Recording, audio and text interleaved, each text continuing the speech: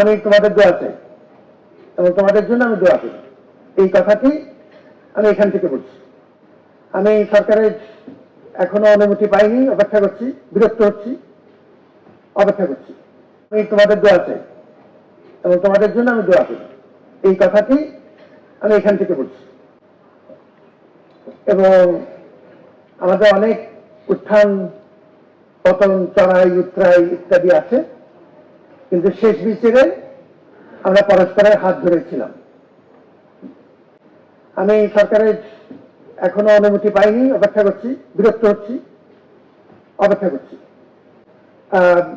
ঢাকা বিশ্ববিদ্যালয়ের মতো জায়গাতে স্মুথ ট্রানজিশন খুব প্রয়োজন, খুব অনেক রক্ত পানি করে তোমরা আমরা সবাই মিলে এটাকে একটা শান্তিপূর্ণ অবস্থানে এখন আমরা আল্লাহ রহমত আছে এখন এই মুহূর্তে আছে।